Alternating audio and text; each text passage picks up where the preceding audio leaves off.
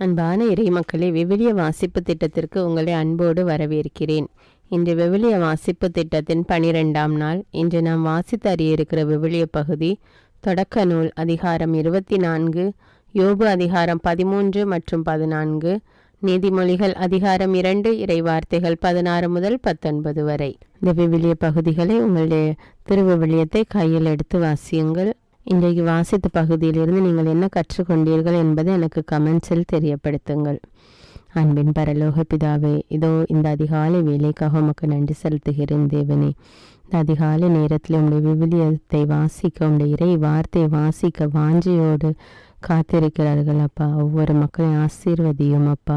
அவருடைய உள்ளத்தில் தொடர்ந்து தவறாமல் இறை வார்த்தையை வாசிக்கக்கூடிய வாஞ்சையை கொடும் அப்பா. உற்சாகத்தை கொடும் தேவனே.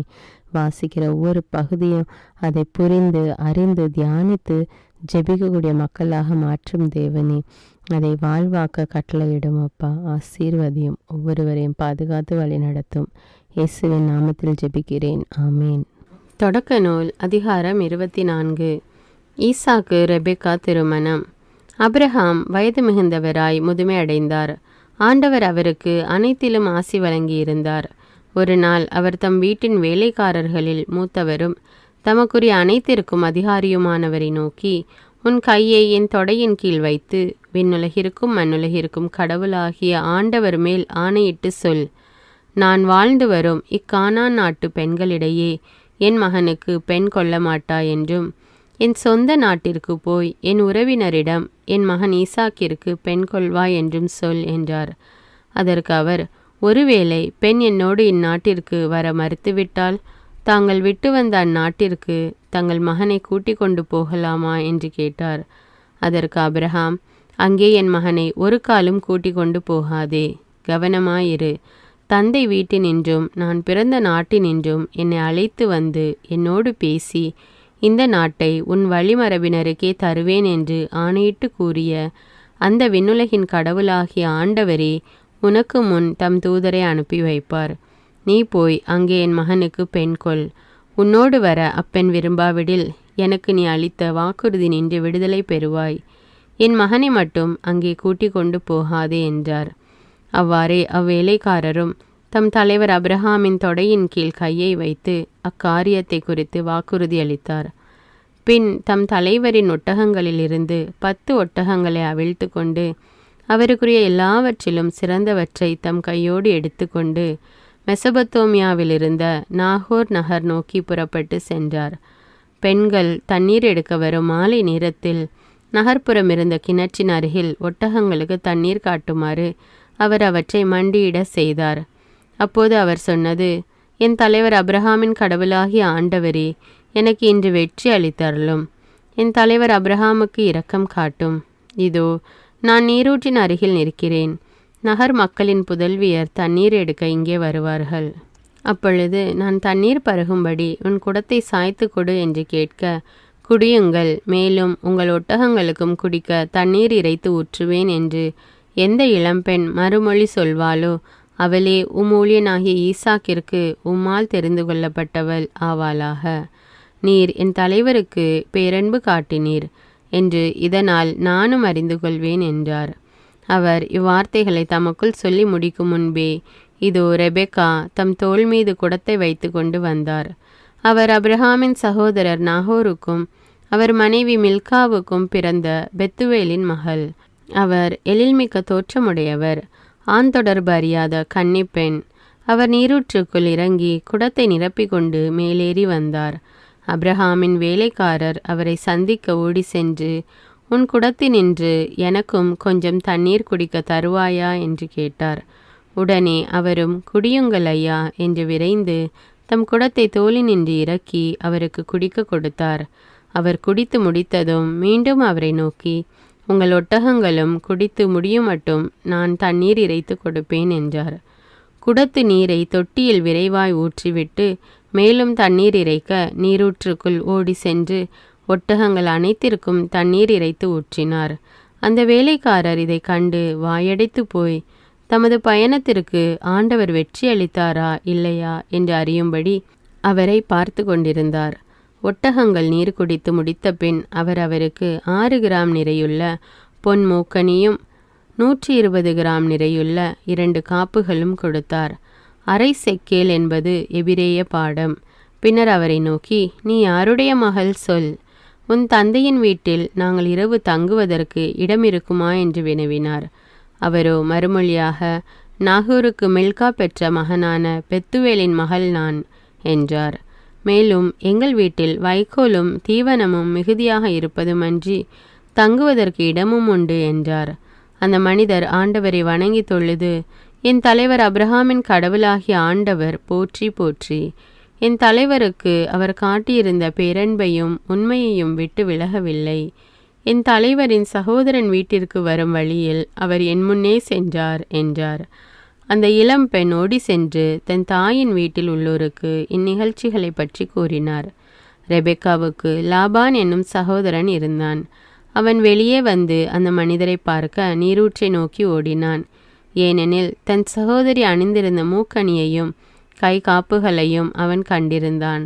அந்த மனிதரினிடம் இவ்வாறு சொன்னார் என்று தன் சகோதரி ரெபெக்கா கூறிய வார்த்தைகளையும் கேட்டிருந்தான். அவன் அந்த ஆளிடம் ஓடி சென்று நீரூற்றருகில் ஒட்டகங்களோடு அவர் நின்று கொண்டிருப்பதை கண்டான். அவன் அவரை நோக்கி, ஆண்டவரின் ஆசி பெற்றவரே வருக. இங்கு தாங்கள் வெளியே நிற்பது ஏன்? உமக்காக வீட்டையும் ஒட்டகங்களுக்காக இடத்தையும் துப்புரவு செய்து வைத்திருக்கிறேன் என்று சொன்னான். அவன் அவரை வீட்டிற்கு அழைத்து கொண்டு வந்து ஒட்டகங்களின் சுமையை இறக்கி வைக்கோலும் தீவனமும் இட்டு அவருக்கும் அவரோடு வந்த ஆள்களுக்கும் கை கால் கழுவ தண்ணீர் கொடுத்தான். பின் அவருக்கு உணவு பரிமாறப்பட்டது. அவரோ, நான் வந்த காரியத்தை பற்றி சொல்லும் முன் சாப்பிட மாட்டேன் என லாபான் சொல்லும் என்றான். அப்பொழுது அவர், நான் அப்ரஹாமின் வேலைக்காரன்.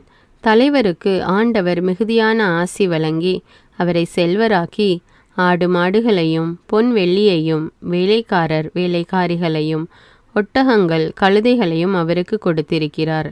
மேலும் என் தலைவரின் மனைவியாகிய சாரா தம் வயது முதிர்ந்த காலத்தில் என் தலைவருக்கு ஒரு மகனை பெற்றெடுத்தார். அவரும் அவனுக்கு தமக்குரிய அனைத்தையும் கொடுத்திருக்கிறார். என் தலைவர் என்னை ஆணையிட செய்து, நான் வாழ்ந்து வரும் இந்த கானான் நாட்டு பெண்களிடையே என் மகனுக்கு நீ பெண் கொள்ள மாட்டாய் என்றும், தந்தையின் வீட்டாரிடமும் என் இனத்தாரிடமும் சென்று என் மகனுக்கு நீ பெண் கொள்வாய் என்றும் சொல் என்றார். அப்போது நான் என் தலைவரை நோக்கி, ஒருவேளை பெண் என்னோடு வரவில்லை என்றால் என்று வினவினேன். அதற்கு அவர் மறுமொழியாக, ஆண்டவர் திருமுன் நான் வாழ்ந்து வருபவன். அவர் உன்னோடு தம் தூதரை அனுப்பி உனது பயணத்தை வெற்றி பெற செய்வார். என் இனத்தாரிடையே என் தந்தையின் குடும்பத்திலிருந்து என் மகனுக்கு பெண் கொள்வாய். அப்பொழுது நீ எனக்கு அளித்த வாக்குறுதி நின்று விடுதலை பெறுவாய். அப்படியே நீ என் இனத்தாரிடம் போய் கேட்டும் அவர்கள் தராவிட்டால் நீ எனக்கு அளித்த வாக்குறுதி நின்று விடுதலை பெறுவாய் என்றார். இன்று நான் அந்த நீரூற்றின் அருகில் வந்தவுடன், என் தலைவர் அப்ரஹாமின் கடவுளாகிய ஆண்டவரே, நான் மேற்கொண்ட பயணத்திற்கு கருணை கூர்ந்து வெற்றி தாரும். இதோ நான் நீரூற்றின் அருகில் நிற்கிறேன்.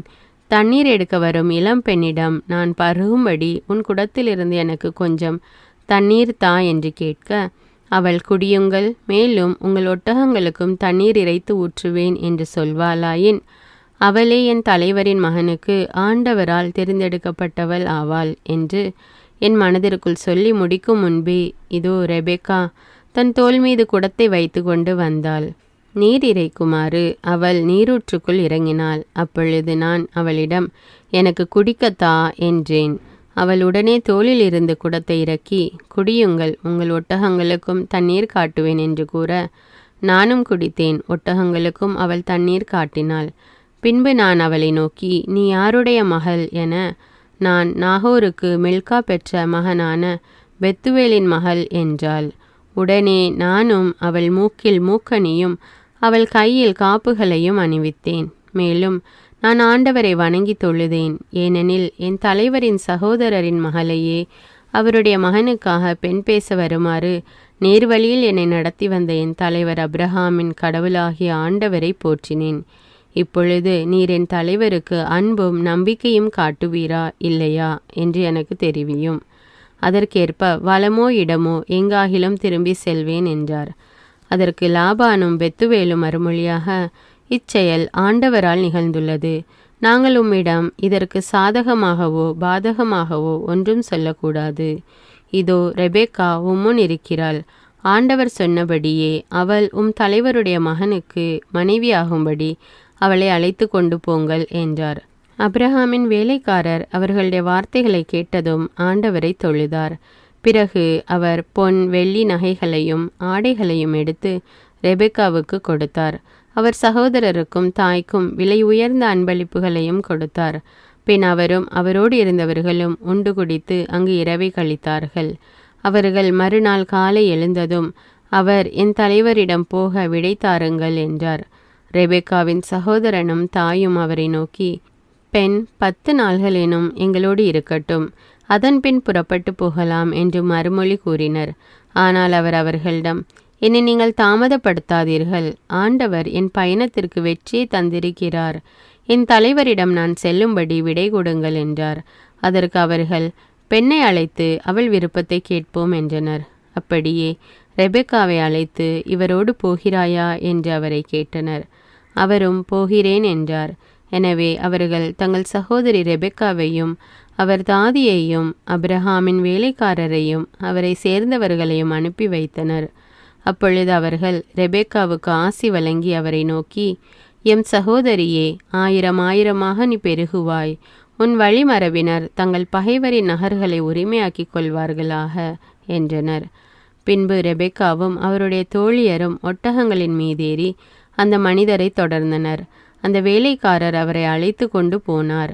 இதற்கிடையில் பெயர்லகாய் ரோயி என்ற இடத்திலிருந்து ஈசாக்கு புறப்பட்டு நெகேபு பகுதியில் வாழ்ந்து வந்தார். மாலையில் வெளியே வயல்புறம் சென்றபோது அவர் கண்களை உயர்த்தி பார்த்தபோது ஒட்டகங்கள் வருவதைக் கண்டார். ரெபெக்காவும் கண்களை உயர்த்தி ஈசாக்கை பார்த்தார். உடனே அவர் ஒட்டகத்தை விட்டு இறங்கினார்.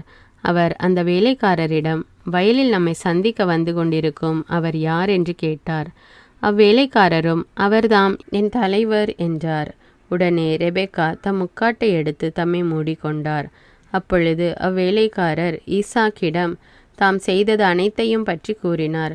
ஈசாக்கு தம் தாயார் சாராவின் கூடாரத்துக்குள் ரெபெக்காவை அழைத்து சென்று மணந்து கொண்டார். அவரும் ஈசாக்குக்கு மனைவியானார். அவர் ரெபெக்கா மீது அன்பு வைத்திருந்தார். இவ்வாறு தம் தாயின் மறைவுக்கு பிறகு ஈசாக்கு ஆறுதல் அடைந்தார். யோபு அதிகாரம் 13. இதோ இவை என் கண்களே கண்டவை, என் காதுகளே கேட்டு உணர்ந்தவை. நீங்கள் அறிந்திருப்பதை நானும் அறிந்திருக்கின்றேன். நான் உங்களுக்கு எதிலும் இளைத்தவன் இல்லை. ஆனால் நான் எல்லாம் வல்லவரோடு சொல்லாடுவேன், கடவுளோடு வழக்காட விளைகின்றேன். நீங்களோ பொய்யினால் மழுப்புகின்றவர்கள். நீங்கள் எல்லோருமே பயனற்ற மருத்துவர்கள். ஐயோ, பேசாது அனைவரும் அமைதியாக இருங்கள், அதுவே உங்களுக்கு ஞானமாகும். இப்போது என் வழக்கினை கேளுங்கள், என் இதழின் முறையீட்டை கவனியுங்கள். இறைவன் பொருட்டு முறைகேடாய் பேசுவீர்களா? அவர் பொருட்டு வஞ்சகமாய் பேசுவீர்களா? கடவுள் பொருட்டு ஒரு சார்பாக பேசுவீர்களா? அல்லது அவருக்காக வாதாடுவீர்களா?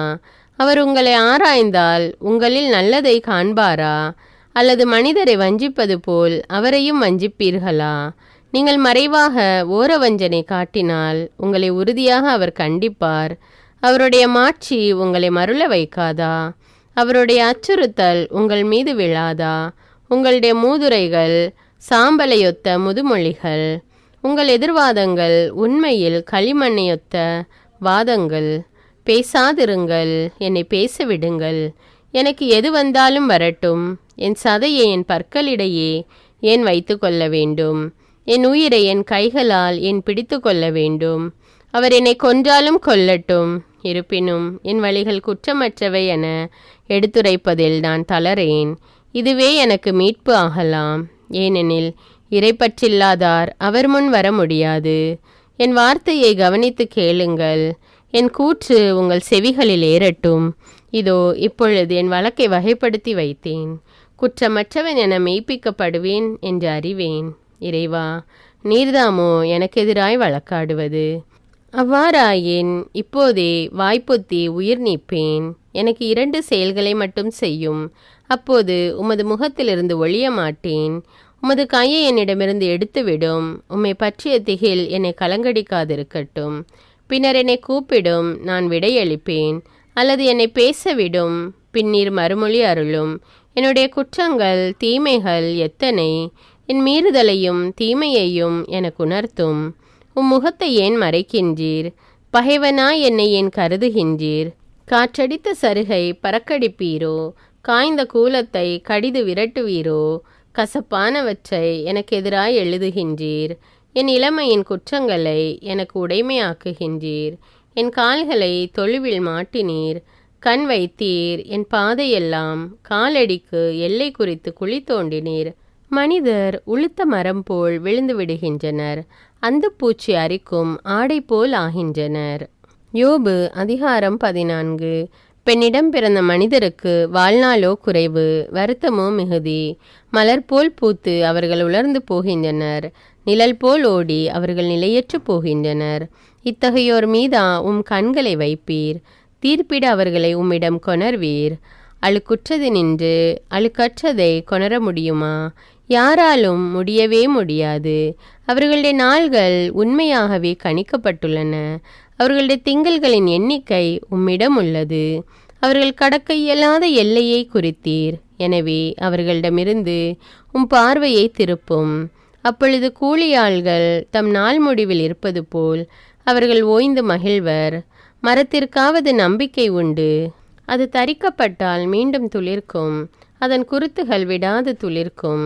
அதன் வேர் மண்ணில் பழைமை அடைந்தாலும், அதன் அடிமரம் நிலத்தில் பட்டு போனாலும், தண்ணீர் மனம் பட்டதும் அது துளிர்க்கும்.